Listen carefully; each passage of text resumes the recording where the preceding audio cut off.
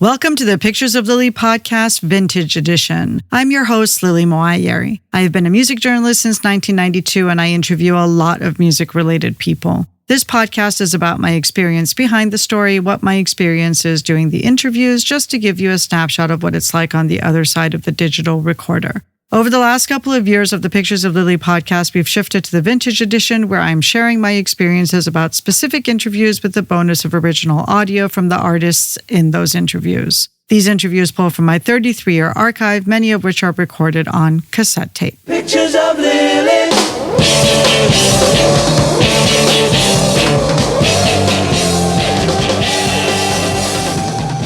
Thank you, everyone, for tuning into the Pictures of Lily podcast Vintage Edition. This is Year 6, episode 99. We publish monthly with a new episode posting on the second Wednesday of each month. You can find us on every platform by going to picturesoflily.com, where you can subscribe or follow us and also connect to us on Instagram, Facebook, YouTube, Pandora, and Amazon. Although it's really best to listen to the podcast straight from the source at picturesoflily.com, as it is the highest quality audio and avoids copyright restrictions.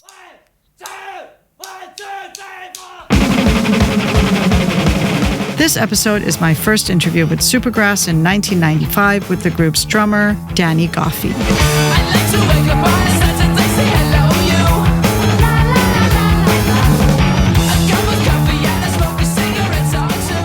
Here are a few snapshots of my interview with Danny Goffey of Supergrass. Upon release of their debut album, I Should Coco in 1995, Supergrass were the hottest band in the UK. That popularity preceded them when they came to the US to promote the album and play some shows. I'd heard all kinds of things like how they were choppered in and out of Glastonbury. And here in the States, Supergrass's lead singer and guitarist Gaz Coombs wasn't old enough to drink or even be in some of the music venues. Danny, whom I interviewed, had just passed the 21-year-old mark a few months prior. But his energy and attitude were very youthful and exuberant. In fact, it seemed he was determined to live up to his mischievous reputation. The interview in this episode took place in person on the roof of the iconic Capitol Records building on July 28, 1995. I left my notes in the car, so he decided he would interview me instead. He's quite cheeky, but also serious. It's a very casual conversation, and I'm laughing through a lot of it. You don't want to be misquoted, do you? Yes. Yes. Misquote me in trade magazines. Do you smoke cigarettes? I don't. You don't? You need cigarettes? Poo. No, I'll be alright. Are you sure? Yeah. Okay. I can stand it. Oh, okay. Well, we have to think some questions now. So, alright. How long have you been writing for magazines? I've been writing for 3 years and 2 months. What did you do previous to that? I was in school. Oh, in school. Mm-hmm. That's where I started, actually. The first year it was writing for the school paper. Right. So what, you're like mid-20s now? Mm-hmm. How old do I look? Mid-20s, I suppose. Okay, good. My dad says I look younger. I'm like, Daddy, I'm interviewing these like young kids. He's like, that's okay, you don't look that old. And I'm like, okay. But it's Right, weird. how old do I look? Well, I know how old you are, so, but you do look older. Really? Mm-hmm. I thought I looked younger. No, you look older. But, you know, that's not a bad thing. It's better here to look older. Cool. You know, in case you forget your ID or anything. I've got a fake one anyway. You got a fake ID. Danny Paul Chesney. Oh my god. I look, I'm 24 in this. You don't need to be 24 though. You look younger in that picture than you do in real life. This is real life. No. Not in flat real life, in 3D real life. Come on then. Come on. Oh, right. No, I had man? some questions too. Wait, they're in the car though. Wait, let me think. Think of something proper to ask you so that, you know, those bigwigs that read that magazine would be interested Is it a in big knowing. wig magazine? Yeah, it's like, you know, it goes to like record companies and agencies and that sort of thing. Well, we can just make up loads of stuff. Yeah, I suppose we could, you know. But somebody came into the office today and she said that I should ask you, you know, it's like how your music sounds kind of like yourself, but it sounds like I heard it before, you know, but in a good way. Yeah. Like, it's just like, oh, this sounds familiar to me.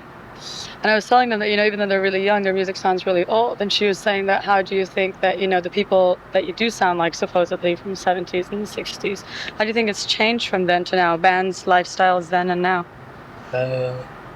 It's probably a lot more clinical now. It's probably just because of the increase in media. Mm-hmm. It's probably, I don't know, seems like there's loads more pressure. Well, I don't know, I can't tell. So, No, I mean, how do you... Well, I mean, looking at bands, yeah. Yeah. I don't know, there's just loads more bands these days, isn't there? So... No, I can't remember what the question was. So, I read Led Zeppelin's Hammer of the Gods. Yeah. And there's just no way that bands could be that way these days. You know what I mean? Just living that hard and having that many groupies and things like that. It's just not that way. But well, we're gonna try. You're gonna try to make it that way. Okay, good. We've been having quite good fun. You know what I mean? It's these days it's like caviar and champagne and stuff after gigs, which is quite funny. But I don't know if we're that way inclined that much. Mm-hmm. Mickey's got 2 kids. 2? Yeah, he's got a stepdaughter and a daughter. He's not one of the most party sort of animal sort of people, but it's quite funny. But are you? Well, not really. Well, I did a gig last night. Right. I was throwing up before a gig. I had alcohol poisoning the night before, and we did the gig. And we were going to pull it, but I thought, fuck it, got to try. Because Gaz's mum was there as well, and I couldn't let her down. You see. Where was it? In San Francisco, in can't remember. But what was she doing there? Don't know. She was on holiday with Gaz's little brother. Though. That's so fun. Yeah. See your son in I did America. the gig and then threw up after it all night as well. So it was quite rock and roll. Are you So I okay came now? off stage and just threw up in front of everyone. So that was cool. Oh my god. Yeah, I'm sort of okay now. I've got a slight twinge in the upper part of my stomach. It's quite nice. Not right now, it's though. quite nice. I really don't like throwing up. I haven't thrown up since I was maybe 8. Yeah. I just refuse to do it. It just bothers me so much. Even when sometimes it's I really should throw up. Just to clean myself Tactical out. rounds. Yeah. But no. I think it might have done me good actually. Got loads of Well, shit just out. get rid of all the garbage inside of you. But is it really different here from England? Because you're just so mad there right now. Yeah. Everybody's crazy for Supergrass. Yeah, we're a bit more anonymous. It's quite good actually. Do you like that? Yeah, playing smaller gigs. It's just more fun. It's more intimate. Mm-hmm. So when we left England recently, we've just been playing 2,500 places and stuff. It's really a bit more nerve-wracking to go out there. There's fucking millions of people. But I like the smaller places as well. You can sort of wink at people, get closer and stuff. It's more fun. Well, it makes them all very much more exciting. Get a lot sweatier. Everyone's more sweaty and kind of. Well, you'll be sweaty dirty. tonight. That place is tiny. If you come in. Are you coming? Mm-hmm. I'm going to go. Yeah. And everybody, I've lost there's... my voice actually. Well, are you going to... Well, you don't have to sing, do you? No. I have to shout a bit. Okay, well, that's okay. But there's another band playing tonight, and everybody else is asking me, are you going to come to this thing? And I'm like, sing Supergrass. And they're like, oh, okay, she's in her British indie phase right now, don't talk to her. She doesn't want to hear about anything. Right. No, she's in her British fucking capital huge band. No, seriously, phase. it's major band. Yeah, of course. In the last 2 weeks, it's just been, that's the way it's been. Verb, Massive Attack, Gene, Supergrass, that's been Leica. What do you think to Gene? I really like them. Yeah. What are you doing in LA then? What do you mean? What are you doing in LA? As opposed to... I prefer the East. Oh, right. I thought you had a New York accent. Yeah, so everybody seems to think. Yeah. No, this is the way I talk. Yeah. Coffee. This is the way I talk, but it is more East Coast than West Coast. I have no idea why. I've never lived there. I was born there, but I didn't live there. So I shouldn't really have the accent. But I do. Alright, go on, the next question. All right. We're on to questions again. The pressure. I have to think of another question now.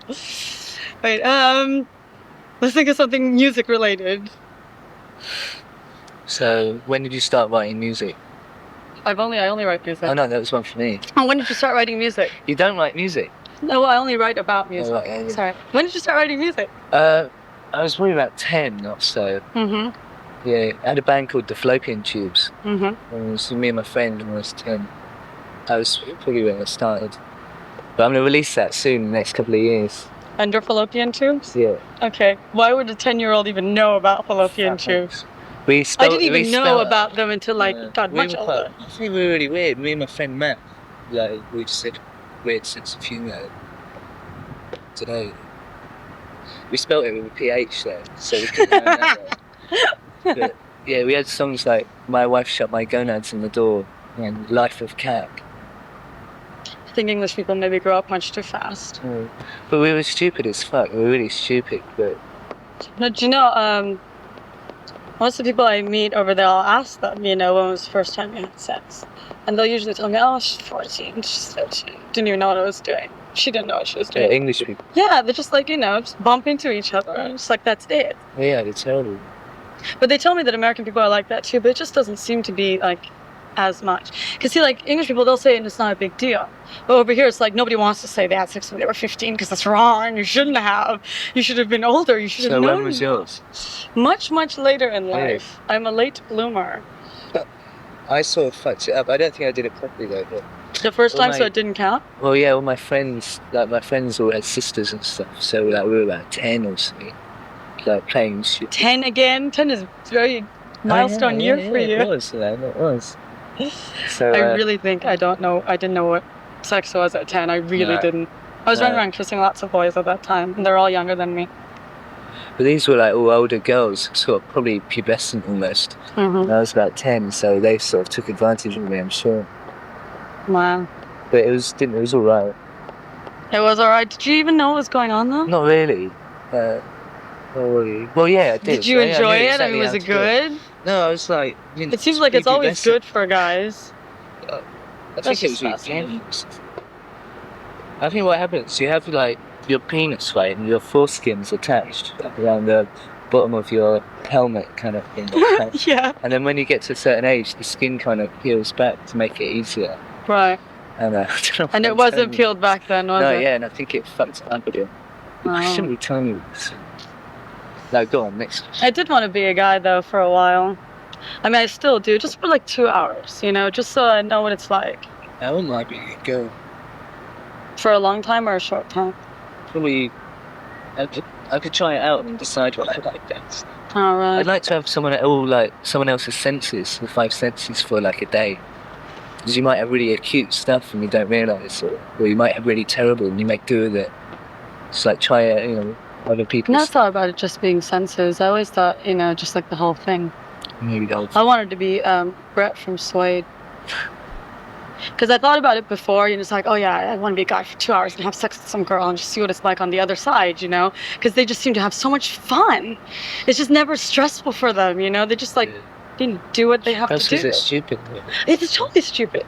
And then I saw Brett and I'm I want to be Brett for 2 hours. Because he's almost a woman, It's I don't want to be a big masculine kind of guy. I want to be a nice girly boy.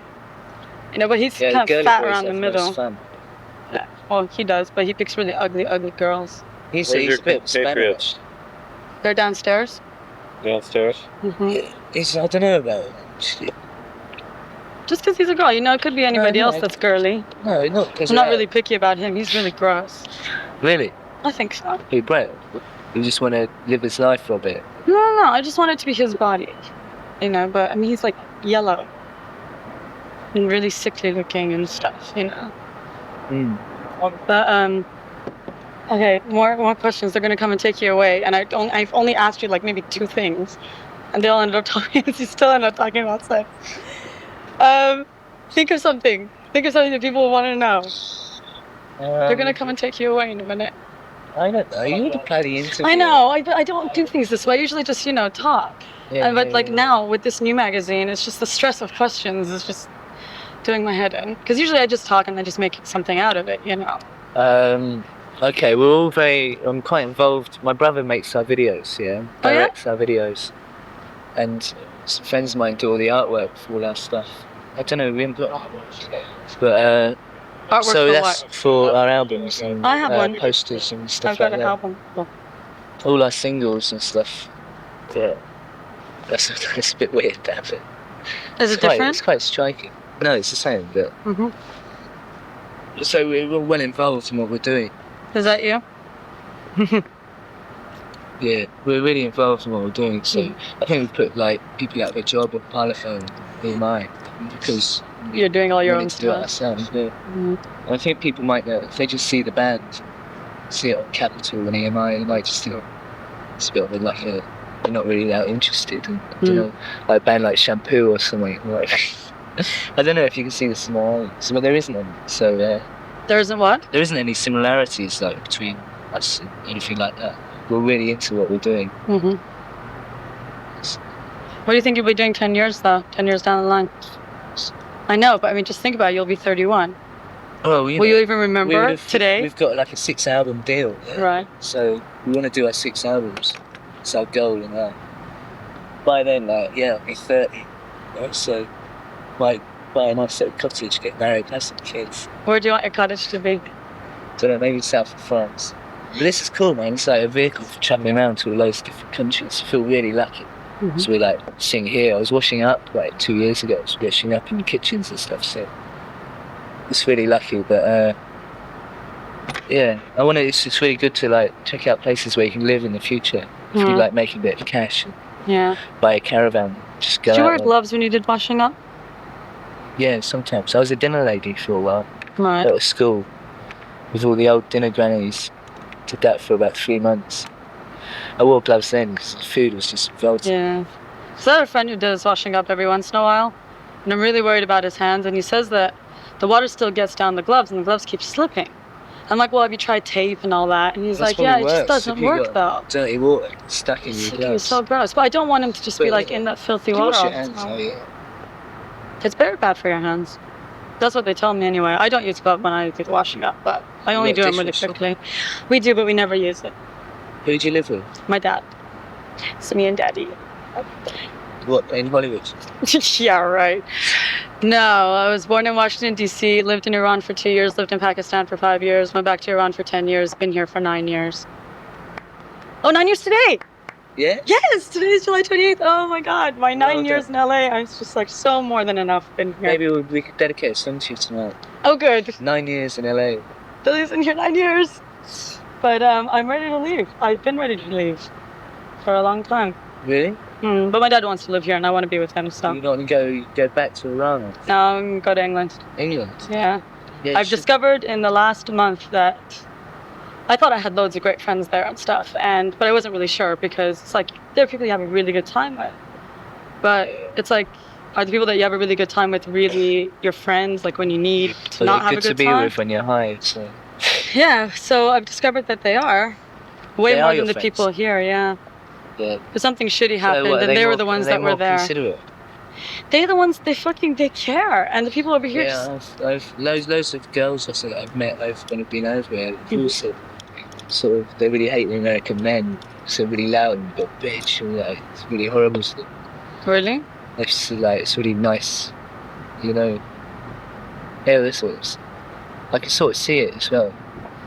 Some of the men in America are fucking idiots. Well, I haven't gone out with anybody in a really long time. I don't know if they've changed. Or everybody's scared of me. Do you have any friends in LA? I do, but I'm not so sure if I want to call them friends anymore, really. And there are also people that's just like, I'm not really like that excited to ring them up and like have them come over or anything. Whereas over there, that's all I want to do. Listening back to this, I realized that my sister had been killed in a car accident just weeks before. You wouldn't know it from hearing this interview, but I'm drowning a lot of the pain in these interactions and deflecting attention away from what's really going on with me. I can't help thinking how differently this interview would have gone if I had the experience I have now. But what's the fun in that? There's a print version of this interview already posted to the paid tier of the Pictures of Lily newsletter.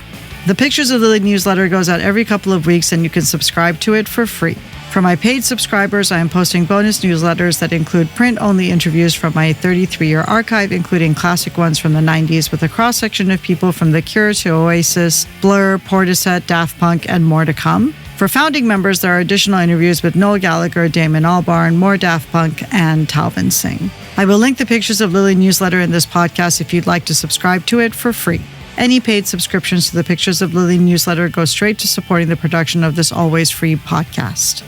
From myself and my co-producer and editor, Lauren Schroeder, thanks for listening. And if you have a chance to subscribe or follow the podcast on any of the podcast platforms, please do so and please rate and review. You can connect to us on picturesoflily.com, and from there you can choose your preferred podcast platform or Instagram or Facebook or YouTube or Pandora or Amazon. You can also find the playlist for the podcast episodes on Spotify and YouTube.